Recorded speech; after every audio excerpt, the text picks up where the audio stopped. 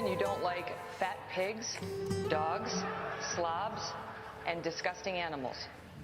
Your Twitter account... Only Rosie O'Donnell. No, it wasn't.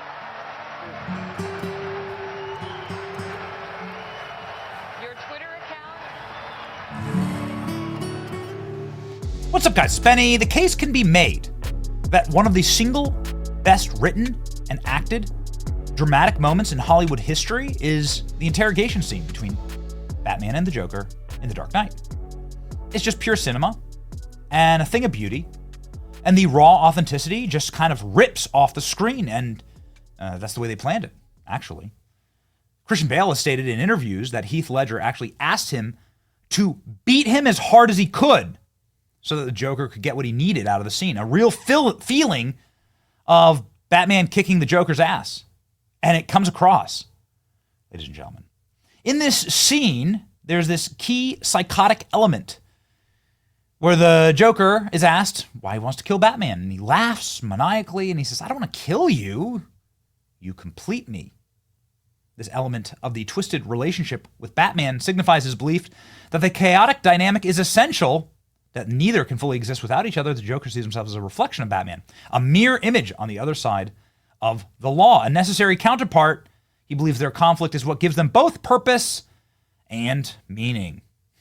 It's beautiful, and it works, ladies and gentlemen. And what does this remind me of? Well, it does actually remind me a little bit of real life. The reason why it's so powerful and poignant is because it's reflected.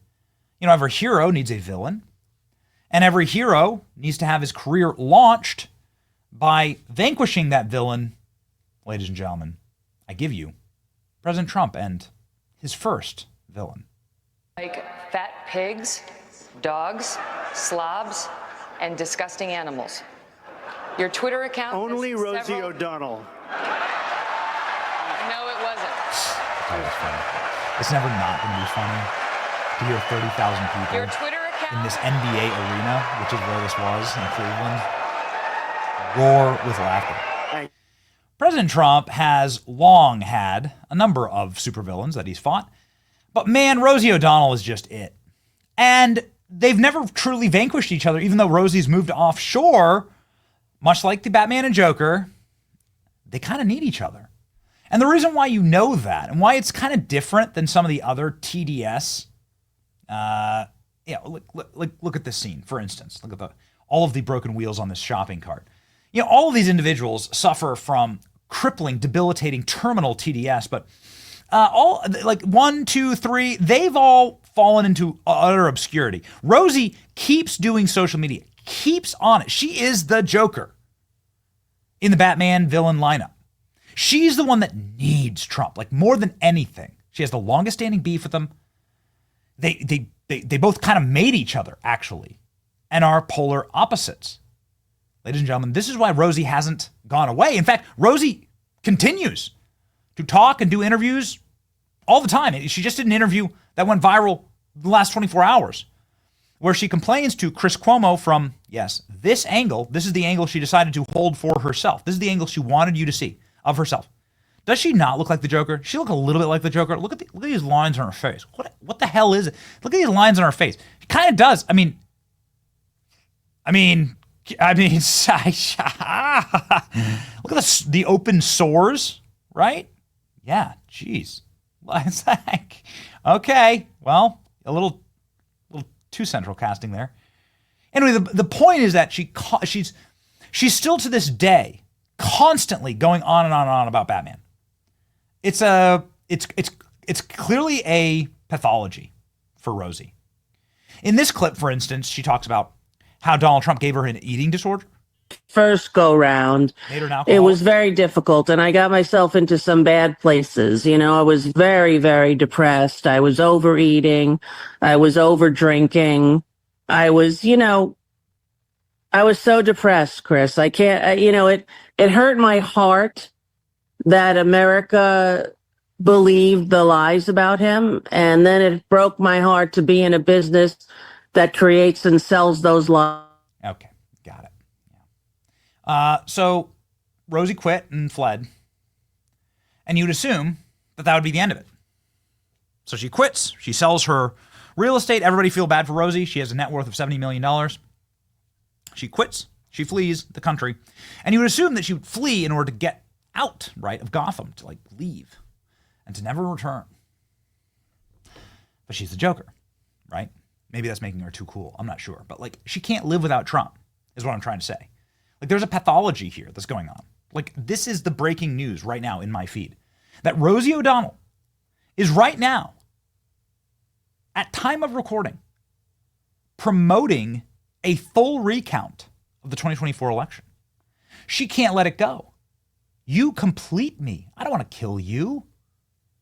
What would I do without you, right? This is crazy.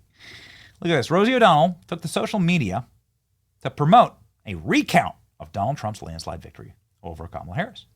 The comedian shared a post on her Instagram story, social media influencer, that claimed that the Tesla CEO, Elon Musk, hacked and stole the 2024 election. Demanded a recount. We demand a recount, the online influencer claimed in the caption on the Instagram post. Here's the post. This is Rosie O'Donnell. She is followed by millions of people on Instagram, so not a small account. And it's, oh good, it's a Beyonce song that they set to this. Vote for a recount. Harris, Trump, protest, share, protest, share.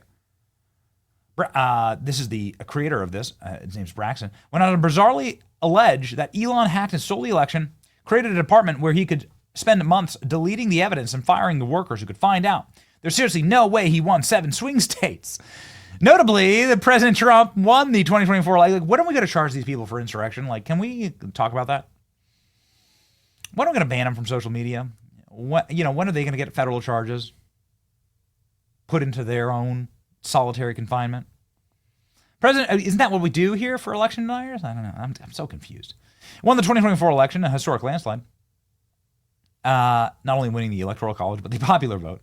As for O'Donnell, this is not the first time that she's accused President Trump of cheating in the election. Last month, she went on a strange rant that revealed that her misinterpretation of President Trump's election comments, saying if he admits one more time that the election was rigged, I mean, why is he allowed to admit this over and over again?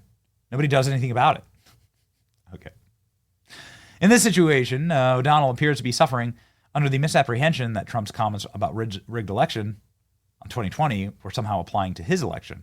Rosie is now the election denier. The comedian has been engaging in fear-mongering since President Trump is sworn into office. O'Donnell claims to millions of people will starve if the Republican tax cuts, the big, beautiful bill, are passed. Millions of people are going to go hungry. Well, Rosie O'Donnell says that Trump gave her an eating disorder. She became an overweight drunk because of President Trump. All right. Moving to Ireland hasn't helped Rosie O'Donnell's Trump derangement syndrome. She's now demanding that President Trump be impeached for the 2024 election results be audited. Got it. President Trump racks up win after win. Rosie O'Donnell shrinks into her true self. Oh, no. Okay. Goodness gracious. What a joke. TDS is rough on you. Rosie is 63. 64 is Kathy Griffin. Ellen DeGeneres is 67. Donald Trump is 79. Ugh. Oof. Yikes. Okay. That's actually a relatively flattering photo of Ellen. She actually looks like that. Looks like that today. She looks just like Eminem. Okay, there you go. I'm telling you, liberalism destroys everything. You can have all the money and celebrity and fame in the world. Liberalism will destroy your mind and soul. I mean, all these people are multimillionaires. They're all multimillionaires. None of them ever have to work again. Ellen's like loaded. Ellen has like hundreds of millions of dollars. Rosie's has a net worth of $70 million. Here she is again, saying the election was rigged. Things are getting crazy over there in the US of A. I mean, they've been crazy for months now, right? At least 100 days. If he admits one more time that the election was rigged, I mean, why is he allowed to admit this over and over again and no one does anything about it? It's very obvious that it was. And he keeps saying it because he has like some form of dementia or something that he can't help but tell on himself for what he's done, as he has always. Or he puts it on someone else, exactly what he has done. But it's very, very overwhelming. And I can't even begin to talk about the ICE raids and who the hell are these ICE people, and their names are going to come out. And who are these ICE people? Is she talking about Mr. Freeze? I don't know, man. I just think the Batman Joker, she can't live without Trump. Again, like just like from on a human level, like if you weren't completely psychotic, wouldn't you just take your millions and go and just go live off in peace? Sure, things didn't go your way. So's life. Such is life. That's the life tax, right? So just get out. Just go. Just go. You got $70 million. Just go away. She has to keep talking about Trump. Sad. I hope they do recount. Can I vote to recount the 2024 election? I bet Trump would gain votes. I bet Trump would win states. Maybe we should do that. Why can't I quit you? You complete me. Yeah, what would I do without you? No. Ladies and gentlemen, if you like the application of The Dark Knight into modern day politics, please like, share, and subscribe. And I appreciate it. It's your boy Benny. See ya.